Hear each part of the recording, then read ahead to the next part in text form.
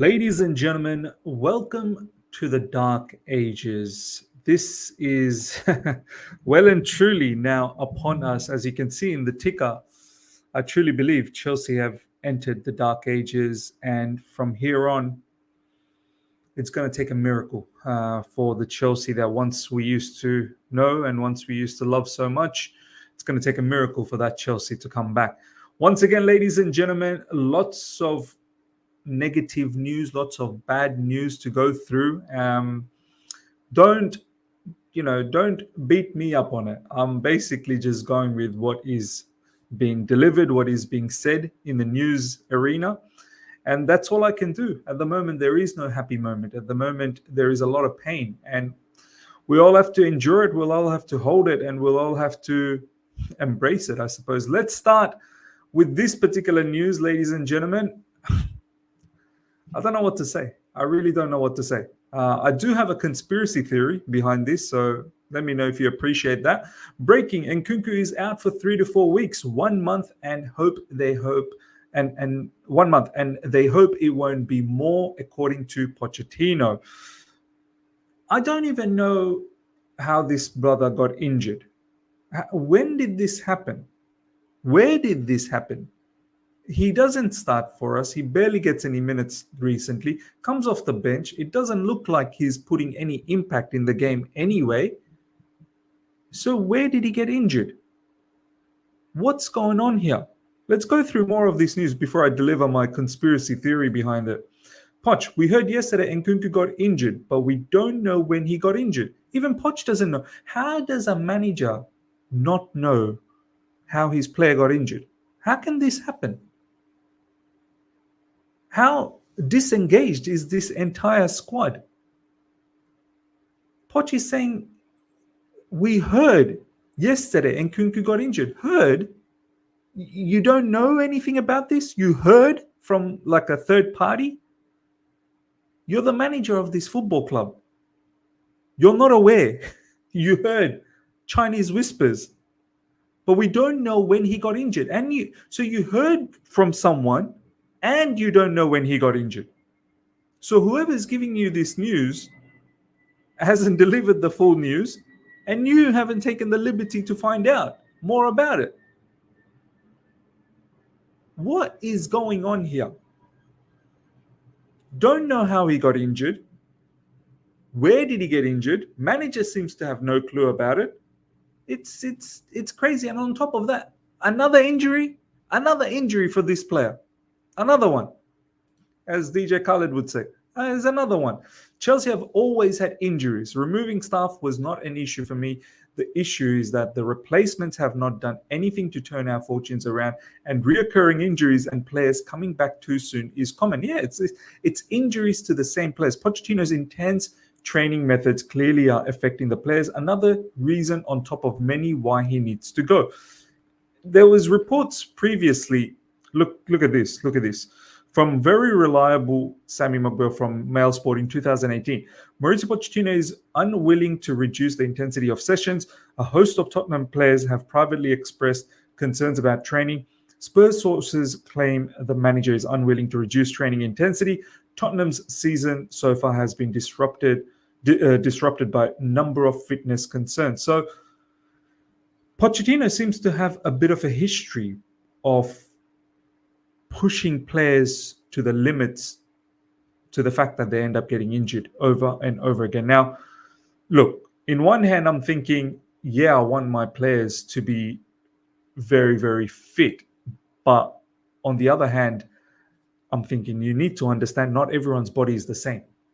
If you keep pushing everyone in the same way, some players are going to collapse because not everyone is in the body structure, their body composition is going to react in the same way. You have to customize for everyone. In one hand, it's embarrassing that we are tanking in the Carabao Cup final with 1 game a week. Why are we tanking? We should be a lot fitter. On the other hand, you're thinking, well, some of these players are just probably not, capable. Their body is just not capable of competing at the highest level. So it is a fine balance. But my conspiracy theory in regards to Nkunku, I don't know. I'm just putting it out there. Let me know. Could it be possible that this player in recent times has just seen how mediocre Chelsea has been, right? Not just recent times, since he's arrived at Chelsea Football Club. He's seen how mediocre Chelsea has been. He's obviously been picking up, he's picked up a large injury. Then after that, he picked up another minor injury. Now he's picked. Could it be possible that he's just seen everything and recently he doesn't even start as well? Could it be possible that he just looks at this and goes, you know what, I'm just gonna see if I can just fake an injury and just be sidelined for a little while until, who knows, maybe this manager's going to leave, this season's over. What am I really pushing myself for? Why am I going to risk my body, potentially get injured even longer, to achieve what this season? The season's done. Could it be possible that Nkunku is in that boat where he's just is come up with some sort of excuse that I've got uncomfortness, a little bit of issues, niggly issues, and that in itself has turned into this latest injury. Now you may say, assessment might have been made and he's going to be out for 3 to 4 weeks. Sure, no problems. But I wouldn't put it past it if, honestly, some of these players are starting to think, you know what, I'd rather just stay injured. I don't want to be part of any of this. You have to understand, these players, they're egotistic as well, Nkunku, he would have pictured himself making into the French national team for the Euros. He's not going to make it, that's for sure. So he's now thinking, what's the point? What's the point helping out this Chelsea team? We're in a mess. I might as well just stay injured. So let me know. For me, look, this player is turning out to be a Reece James scenario, isn't it? Same with Carney Chukwuemeka, same with Wesley Fofana, same with all these other players that just keep getting injured over and over again. Nkunku was meant to be our savior, apparently. He was meant to be our savior. What's happened? He can't even save himself at the moment, it seems like. The injuries are just too much. Now, next up, ladies and gentlemen, Pochettino. Yes, I feel the owner's support. Todd sent me a nice message after the game. Todd sent me a nice message after the game. Do you see when I say we have entered the dark ages? This is the epitome of entering the dark ages. After losing that final, after losing to Liverpool's kids, after having your own players tanking, getting tired by playing one game a week, Liverpool actually had a game a few days before the final. We had the entire week off. And after spending £1 billion to assemble this team, losing the way we did in the extra time, where the manager felt that the players were going for penalties, for almost the entirety of that match, we were looking second best, besides the last 20 minutes of that second half. The owners are sending him a nice message after the game. This is mad. If that's what the owners are doing, then if they think that that's acceptable and they're ignorant to what the fans are feeling, we're in deep trouble. We're in deep, deep trouble. A nice message was sent. If I was the owner, firstly, I wouldn't even send any messages to Pochettino, but if I had to, I'd be like, mate, I'm very disappointed. I'm extremely disappointed. And even more disappointed with how cowardice you were in the extra time. A nice message instead. Check this out, Mauricio Pochettino. This gets me rattled all the time, and I wanted to share this with you guys. Mauricio Pochettino. There was so much nonsense that Pochettino, once again in his press conference, talked a lot of nonsense. Chelsea is about to win. Liverpool spent 4 years. Klopp didn't win a title, but got the support from the club. Now they are getting what they deserve because of that. For us, after 7 or 8 months, to get to the final is a massive achievement in the project. This constant usage of comparing us with Liverpool and Klopp, this has got to stop. And Pochettino, why are you thinking you're of the same caliber as Klopp? Why? We are running a totally different model here. Liverpool weren't doing this. We spent £1 billion to conjure up all the young talents across the world. Liverpool didn't do that. And on top of that, Klopp was a somebody. He was someone before joining Liverpool. Klopp was doing madness at Dortmund. Klopp won the Bundesliga. Klopp was competing in the Champions League against the most fearsome teams across Europe. Klopp was not like a nobody. He came to Liverpool with some level of pedigree. What's Poch? What type of pedigree is Poch bringing? Joining Chelsea Football Club. Everyone knows what a bottle job he was at Spurs. And as I said, this project is not similar to Liverpool. Liverpool didn't just go through this youth angle. Liverpool had a different angle. Liverpool bought smart. And they kept on adding onto it. And they had a manager that had a set philosophy. What philosophy do we have? What's our philosophy? Just press from the front. That's it. But that's not a philosophy. So this nonsense comparison, this needs to stop, man. This whole comparison with Liverpool is not the same thing. And Liverpool, when was the last time Liverpool finished 11th, or now where we are 11th, 12th last season and 11th now? Let's just look at Pochettino's time, 11th. When was Klopp ever in his tenure with Liverpool was 11th, ever? So it's a nonsense comparison. Part of Todd Boehly and Clearleg's rebuild strategy has been to assemble a young, talented Chelsea squad capable of growing into serious contenders, just as Jurgen Klopp and Pep Guardiola leave the Premier League. I mean, this talk about the cowardice attitude, the cowardice stance. We now have to wait till Pep and Jurgen Klopp leave. Well, Jurgen Klopp's leaving. Now we have to wait for Pep in order for us to compete. What, every other manager has just got their eyes closed? We don't need to worry about? You don't need to worry about Arsenal anymore? You don't need to worry about, potentially Man United coming back into the frame again? You don't need to worry about Newcastle, who can also splash money? You really think that everyone is just going to stand still? Let's just say, for an argument's sake, Pep Guardiola leaves as well, along with Jurgen Klopp in about a year's time. You just think the entire Premier League is just going to wait for us to, take over? And what take over?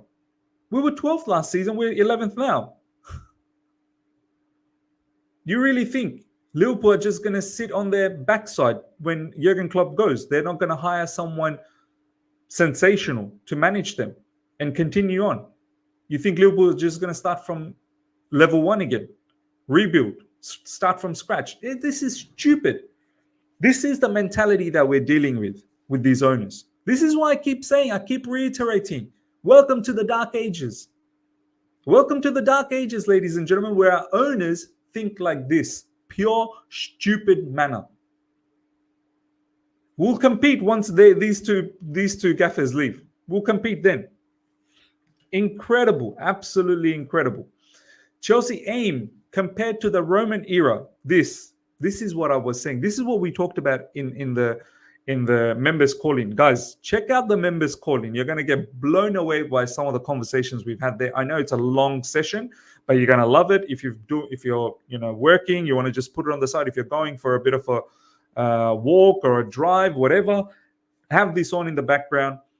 The members call in the last live stream we did was mind-blowing, and this pretty much reiterates this. Check this out. Chelsea's aim compared to Roman era, from what I'm hearing, is to just be competitive. It is to be business.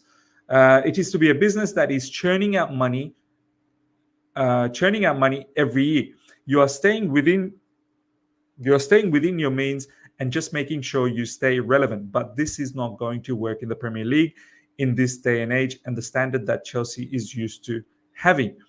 Example used of Tampa Bay Rays, who are just purely data. Expectation is to compete rather than straight up win and have a lower payroll. Things that don't show up on spreadsheets and the computer models aren't considered. There you go. What did I say? what did I say in the members calling? There's been a distinct change within the ownership since last season. Todd Bowley, he was more focused on getting marquee players, your Ronaldo's, this, that. He was probably more focused on let's try and win, and let's try and win with some big players, which will create better atmosphere in the stadium, sell a lot of merchandise, get a lot of clicks in articles, TV rights, this, that, the other, sponsorships. Let's move that way. But Iqbali's come in and he's realized that, no, I don't want to move that way. I don't want to bring in superstars at at an age where they may not have any value at the end of their contractual year finishing. Because let's say, for argument's sake, you get someone like Cristiano Ronaldo and you get him on like 2-3 year contract. By the end of it, there's probably no value of Cristiano. And on top of that, the running cost of Cristiano Ronaldo will probably be a lot. The wages, this, that. This is probably one of the reasons why we didn't go for Benzema. His wages, his age, at the end of his contract, he's going to be actually no value to the football club. There's a reason why Iqbal is going through the youth model. Is because youth, if you get these players when they're 18, 19, 20, by the end of their contractual period, they're still going to have some level of book value. So not only you're hoping that they turn into big players so you can flip them off for big money, but as I said, they'll hold that book value. You can't have that with older players. And we've said it. For Iqbali, there's a reason why, the youth is the focus, and he's trying to get all of these people from Brighton. Because Brighton are of the similar ilk. Their model is try and get all of these gems before people notice and flip them for profit. And that is how you're going to keep surviving in the Premier League. That is your big revenue stream. It's not about winning. It's not about winning. Winning will literally become by chance, by luck. A particular manager comes in and somehow it all clicks.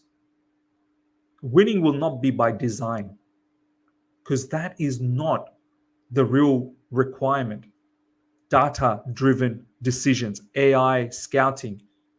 It's all about finding all of these gems and flipping them for money.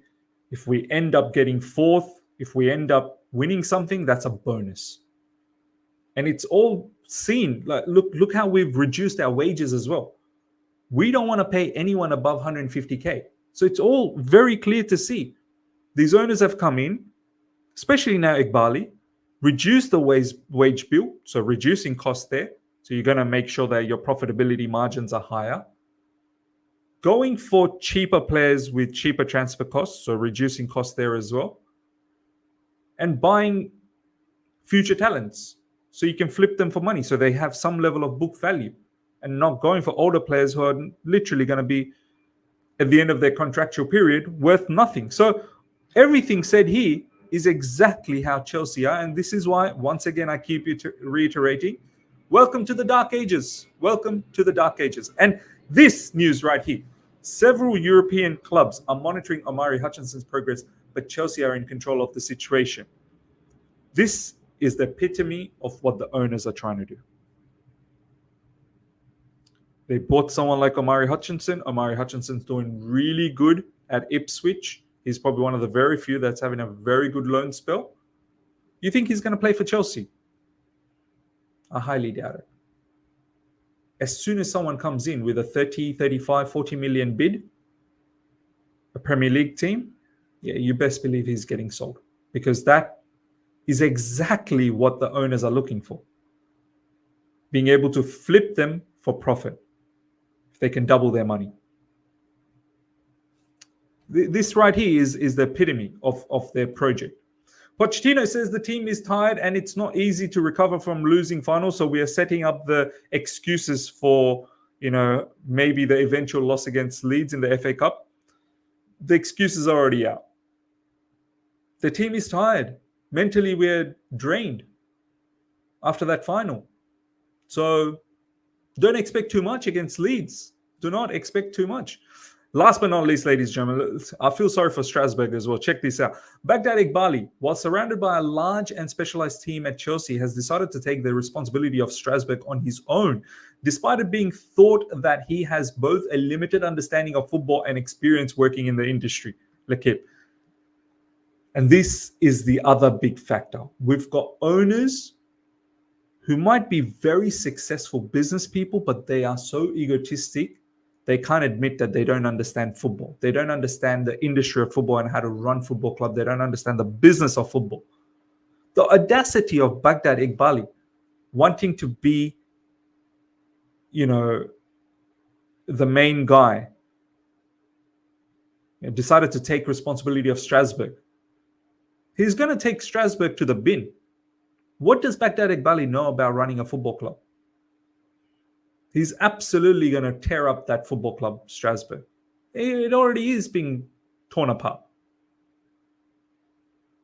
Once again, this is another point that we spoke in the members call-in. Do check that out, the last live stream, where we said, you might be good business people, you might have had successful businesses, but football is not the same way you operate other businesses. This is different. But their main objective is, we as fans, we want trophies, but they just want revenue. They just want profit. So maybe from their perspective, they're not doing the wrong thing. Maybe from their perspective, they know exactly what they're doing. From a fan's perspective, we don't like it. You don't know what you're doing. But from their perspective, they're like, no, we're not here for the trophies. We're here for the money. We know exactly how to make money, and we're going to make money. So you can sit there, you can protest, you can cry, you can be upset. We are doing what we know we are doing. We are doing exactly what we set out to do, which is to make money.